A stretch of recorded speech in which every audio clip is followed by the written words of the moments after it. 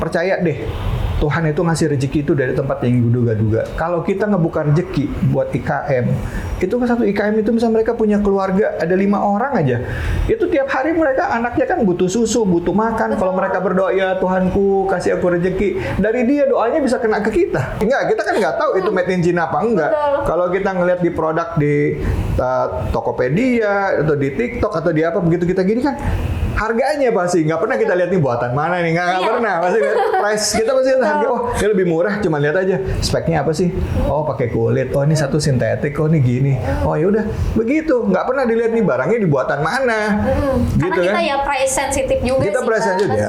Jangankan price sensitif, ada sepatu yang satu lebih murah 5.000 pasti ngambil yang 5.000. Ini gila, ini sakit jiwa. Makanya kita bilang bukan nggak fair, ini sakit jiwa dan serakah. Artinya kalau memang ada di dalam pemerintahan, ada di instansi-instansi terkait, ya pakai nurani lah. Dan ingat bahwa setiap yang Anda dapatkan ini amanah dari Tuhan dan kelak akan dipertanggungjawabkan di yaumil akhir gitu. Jadi ya gitu, kasihan yang kecil makin diinjak, yang di atas orang-orang ini ya mereka yang pinter mencari peluang, mereka malah manfaatkan sistem.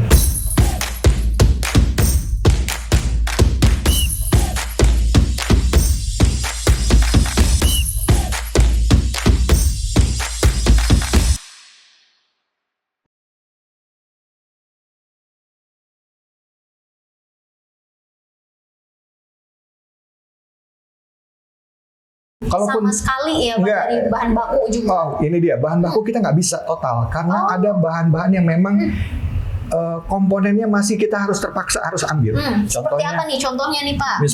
Misalnya PU sintetik ini kan bahannya sintetik nih. Kayak gini nih kita nggak ada yang bikin. Kalaupun ada bikin, mereka fokusnya pabriknya hanya untuk jok mobil.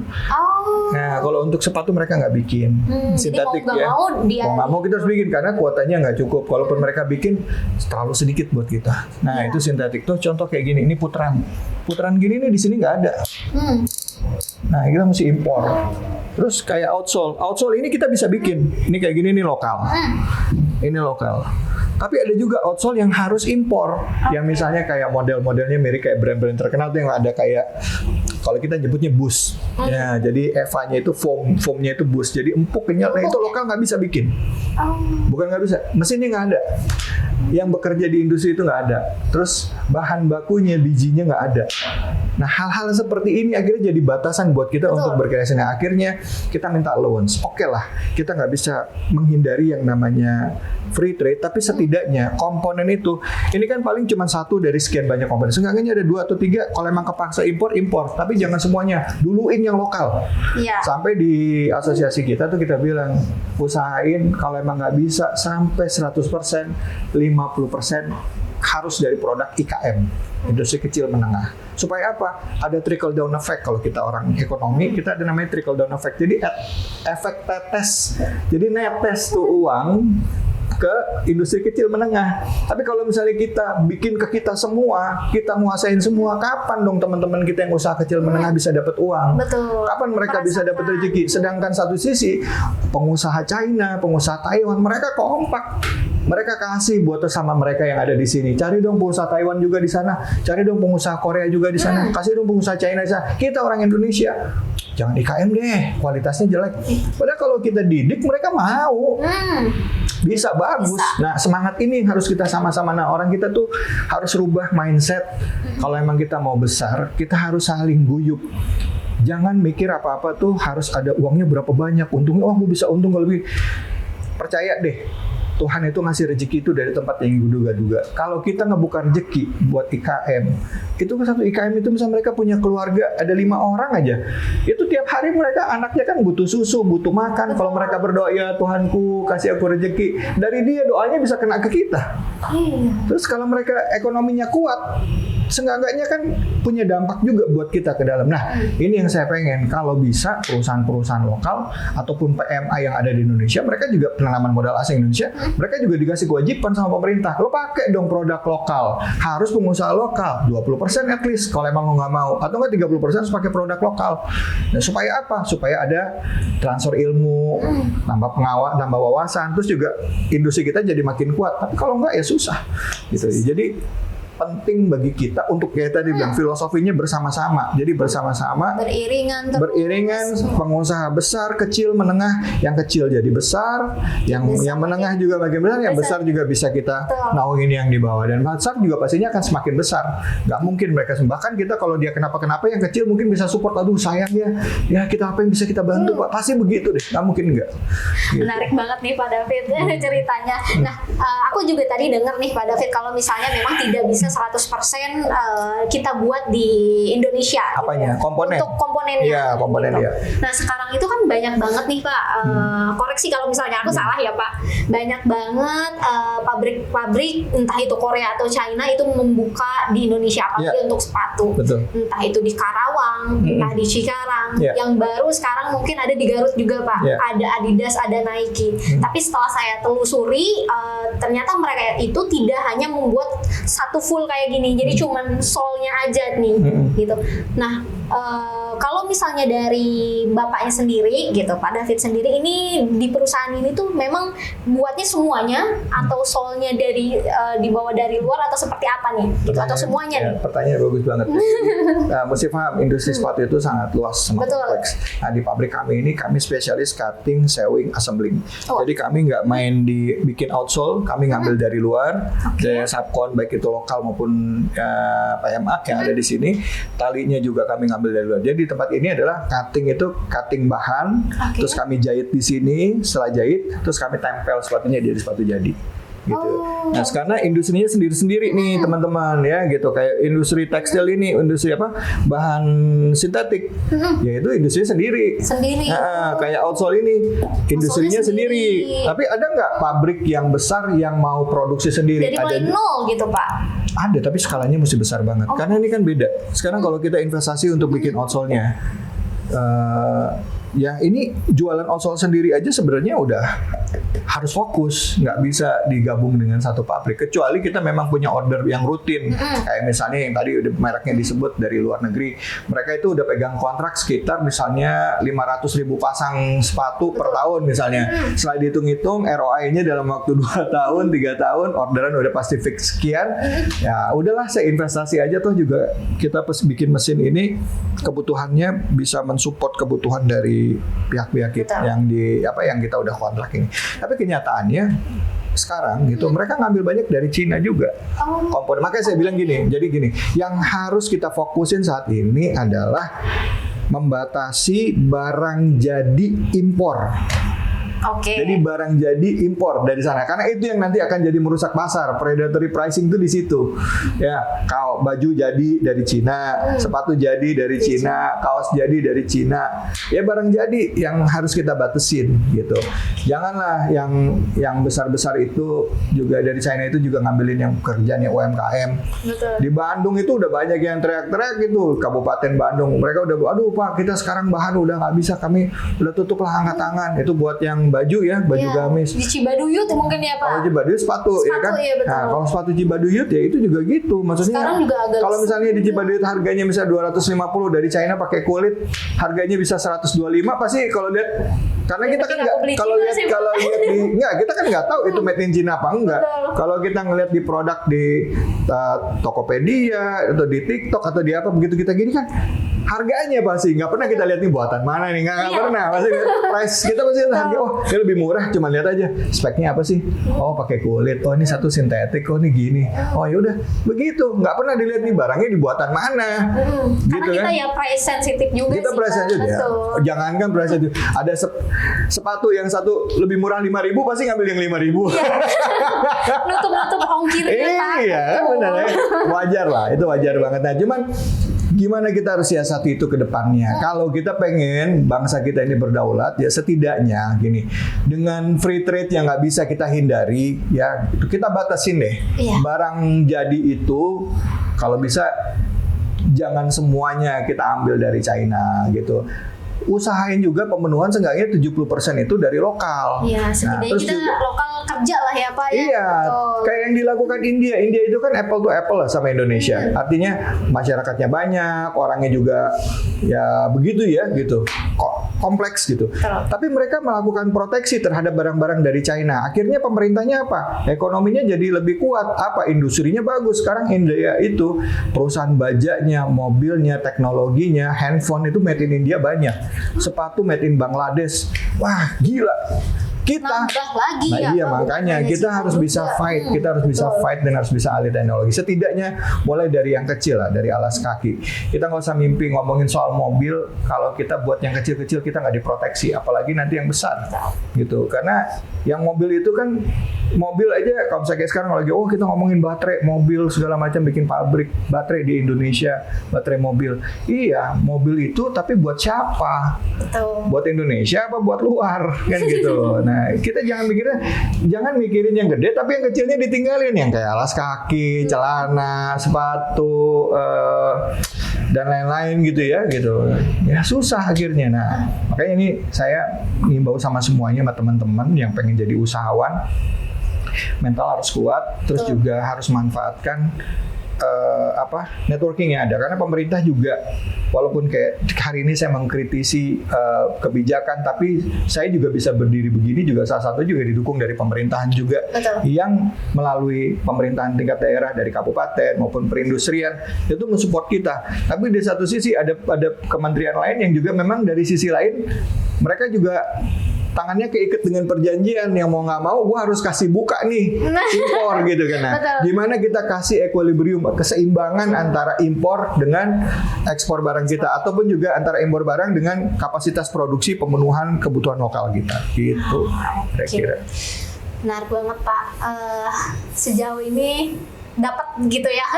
Tapi kalau misalnya dari cerita Bapak gitu, dari awal selama 13 tahun ini ya Pak, bisa dihitung itu tantangan apa aja sih yang Bapak rasain dari mulai awal banget ngebentuk perusahaan ini sampai sekarang, yang sekarangnya aku bilang sudah tidak waras lah Pak, perekonomian sekarang, apalagi tadi juga industri-industri sepatu dari luar negeri juga udah pada masuk ke kita gitu. Terus awalnya aku ngedengar cerita Bapak itu, Bapak hanya punya satu koneksi yaitu TNI. Nah, itu juga jadi kendala kita nih Pak buat punya bisnis gitu ya. Ini kita nggak punya koneksi nih. Kita cuma punya satu koneksi, gimana sih caranya? Sebenarnya ke TNI itu bukan masalah koneksi, itu ke TNI itu adalah networking ya, gitu. Maksudnya gini, ya memang koneksi, tapi bukan orang itu nggak kenal saya. Buat masuk itu juga nggak gampang, Mbak. Buat saya juga, walaupun saya pekerja seni, merintis dari bawah. Saya mulai pertama kali pekerjaan itu saya ngerjain pekerjaan yang kecil-kecil, dari perusahaan yang nggak dikenal orang, sampai akhirnya dapat kepercayaan jadi dapat sepatu atau dapat pekerjaan lain, itu pun harus memulai dari bawah rintisannya. Terus teman-teman di TNI yang mensupport kita, artinya mereka melihat kesungguhan saya, terus juga dari Panglima TNI di masa itu, terus pimpinan-pimpinan yang ada di sana yang memberikan kepercayaan, keyakinan bahwa ini harus dikerjain sama orang lokal, ini harus dikerjakan sama pengusaha lokal. Nah, itu yang saya lihat ini jadi semangat. Kenapa? Karena TNI ini kan kecintaannya terhadap NKRI luar biasa. Jadi ya karena dipercaya begitu, ya saya bilang nih, hadza bin fadli rabbik, jangan kita sia-siakan. Ya harus kita, kesempatan nggak akan datang total lagi, betul ya. Makanya sampai saya nekat ngerjain ini, bikin ini segala macam ya, karena ada keyakinan di situ. Gitu Mbak. Gitu. Kalau tantangannya nih Pak, dari area gempuran banyak sepatu dari lokal ataupun juga non lokal gitu, itu sekarang gimana? Kalau sesama lokal wajar ya. Bisnis kita itu pasti bersaing gitu, satu dengan yang lain. Yang penting satu, dalam bisnis jangan ngejelekin yang lain. Gitu aja. Tapi kalau dalam hal kebijakan impor ini harus bekerja sama dengan pemerintah. Sangat inspiratif banget Pak. Aduh, banyak banget nih yang udah mulai masuk ya dari tadi. Nah, mungkin sekarang ini kita pengen tahu nih Pak, gimana sih kegiatan di industri Bapak gitu ya, di pabrik Bapak. Mungkin nanti kita bisa langsung lihat-lihat ya Pak untuk cara produksinya. Boleh, silakan. Nanti bisa lihat.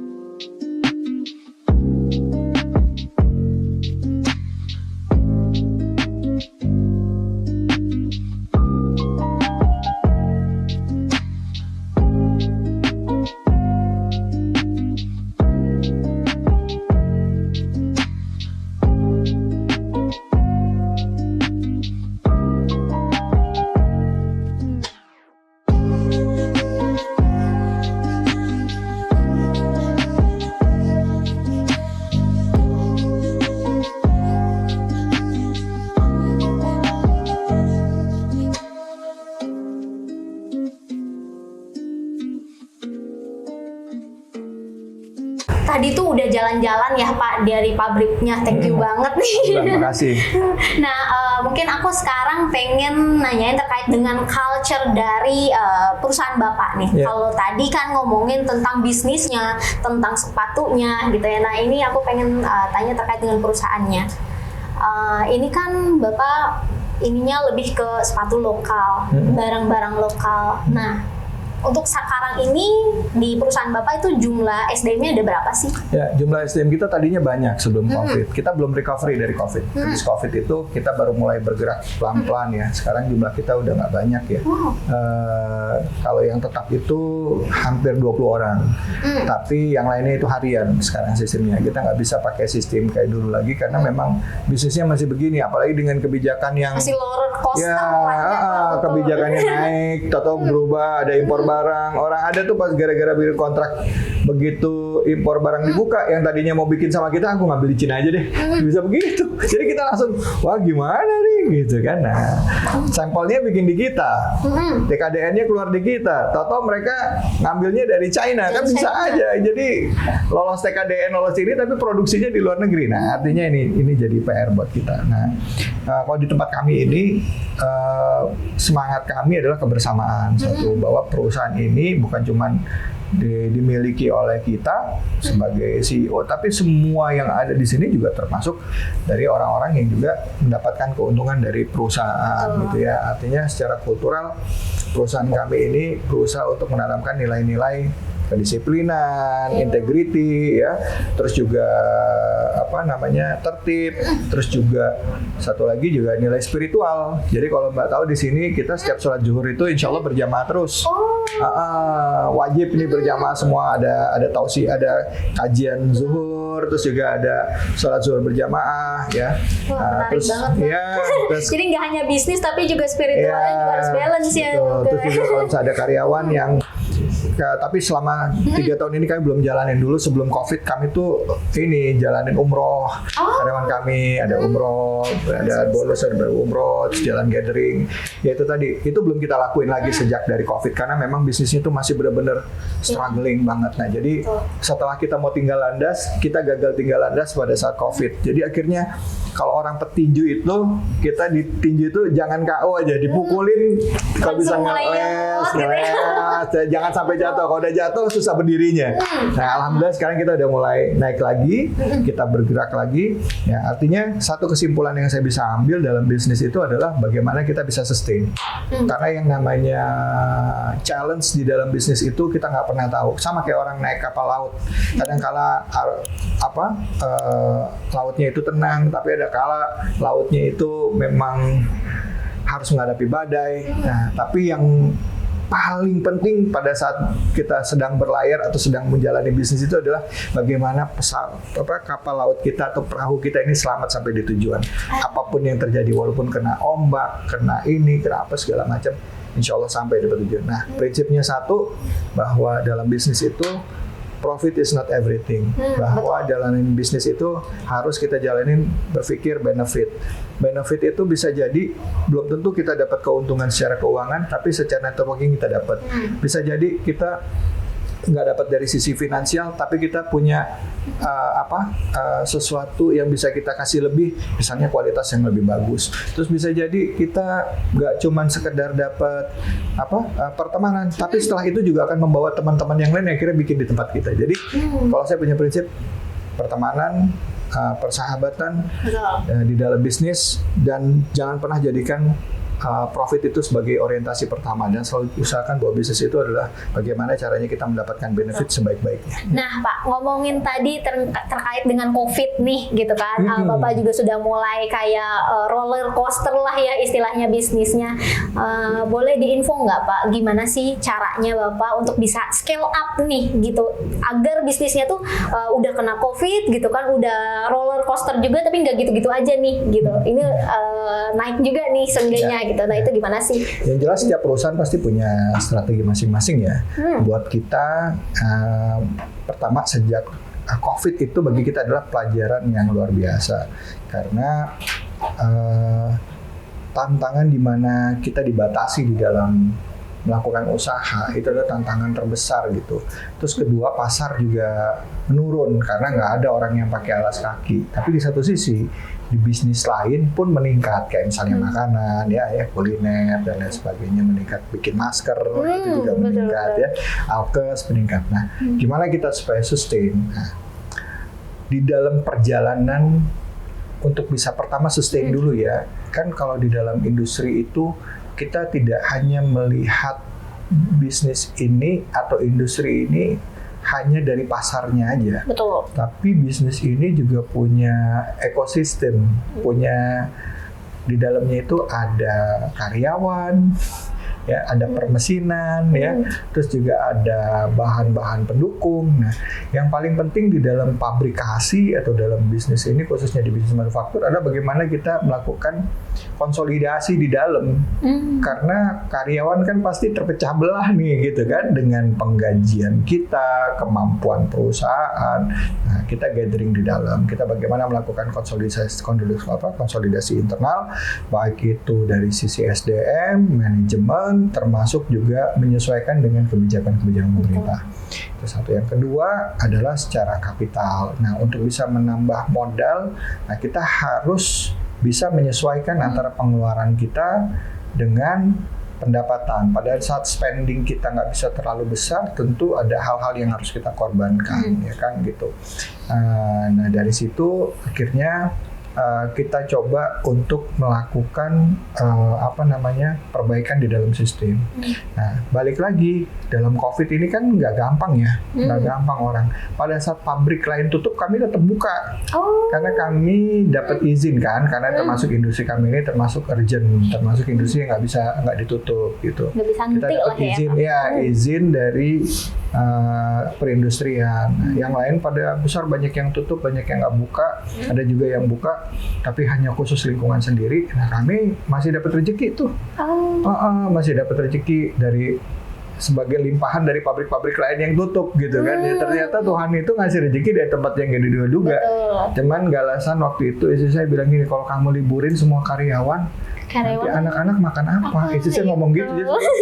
Wah, kok bisa ngomong gitu ya. Akhirnya saya bilang ya udah bismillah deh, kita jalanin. Begitu udah dalam perjalanan, ada aja orang datang ke pabrik, Mas saya mau bikin sepatu Mas gini-gini. Wah ya Allah, rezeki tidak terduga-duga lah ya. Jadi makanya kalau dalam bisnis itu kita nggak bisa secara teoritik. Kalau ilmu teori manajemen, ilmu teori bisnis yang kita pakai itu kan teori ya. Betul. Pada saat kenyataannya teori itu bisa membantu dalam menghadapi masa-masa sulit, tapi nggak mutlak. Kebanyakan case-case-nya beda-beda juga. Iya, saya percaya bahwa kekuatan doa, kesungguhan itu akan menarik energi kita ya, orang untuk datang. Terus juga akan ngebuka pintu opportunity terhadap yang lain, karena satu kebaikan pasti akan membawa kebaikan yang lain asal niatnya karena Allah. Makanya saya selalu bilang bahwa teman-teman kalau berbisnis jadikan itu sebagai perjalanan spiritual.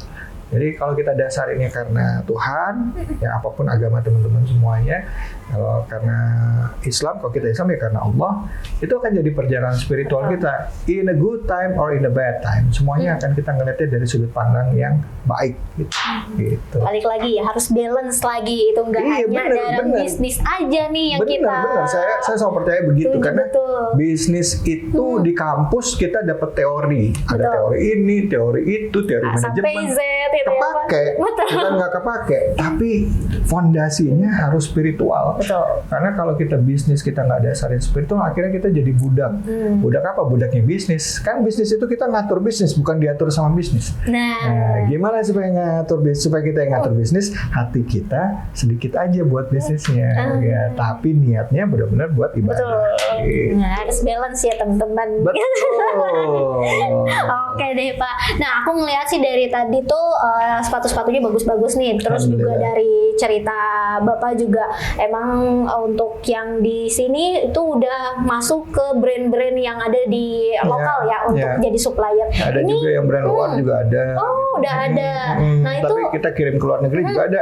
Oh, sekarang ini udah di negara mana aja tuh Pak? Kita kirim ke luar negeri itu untuk pasukan luar ya. Pasukan di luar negeri, pasukan tentara ya. Oh, militer berarti ya. Pasukan perdamaian itu sepatu kita. Gitu ya. Alhamdulillah. Udah dari negara mana tuh Pak? Ya, ada yang ya dari negara Indonesia, terus juga negara-negara lain yang mau bikin sepatu sama kita banyak. Oke. Nah itu gimana tuh Pak caranya pas awal-awal mau ke luar negeri itu? Kita kan dapat eksibisi, ke pameran, kesempatan gitu? Kesempatan dari pemerintahan, dari kabupaten. Kita gabung di Kabupaten Tangerang. Terus pada saat kami sedang pameran, ada orang-orang dari luar negeri yang datang lihat di stand pameran kami kan, kami bikin sepatu ini, sepatu itu. Terus mereka tertarik, bisa nggak bikin sepatu ini? Bisa, kita bikin sampel. Ya alhamdulillah itu jadi berkembang terus. Gitu. Jadi memang ada pintunya lah ada, ya Pak? Pintunya itu ke kolaborasi. Makanya saya bilang dalam bisnis itu harus kolaborasi, kerjasama dengan pemerintah, kerjasama dengan IKM, UKM, supaya bisnis kita bisa kuat. Betul. Gitu. Oke, insightful banget nih Bapak. Thank you banget Pak untuk waktunya. Saya makasih udah datang ke sini. Aku udah diizinin juga nih sama tim tadi untuk ngintip-ngintip sebentar untuk pabriknya gitu ya. Doain ya pabriknya bisa terus berkembang, rezekinya berlimpah ya. Dan kita ada juga nih teman-teman yang selalu motivate teman-teman yang lain yang nonton ataupun calon-calon pengusaha nonton untuk juga semangat untuk mensiarkan kebaikan, memotivasi orang untuk bisnis dan mengembangkan diri. Terakhir nih Pak, closing kita terakhir satu pertanyaan dari aku. Ada nggak sih Pak tips and trick dan kesan-pesannya Bapak gitu ya untuk para work-lifers di luar sana nih, tentunya untuk Gen Z banget nih yang memang mau memulai bisnisnya gitu ataupun yang sudah memulai bisnisnya untuk lebih pede lagi gitu ya Pak untuk berbisnis. Oke. Pertama niatin bisnis itu untuk cari benefit, profit itu bonus. Kedua, di dalam bisnis jadikan bisnis itu perjalanan spiritual supaya kita nggak jadi budak sama bisnis kita. Jadi bisnis itu yang kita atur, bukan kita diatur oleh bisnis. Yang ketiga, jadikan dan pastikan bahwa produk yang kita bikin itu bermanfaat buat orang banyak dan memberikan kebaikan buat orang banyak.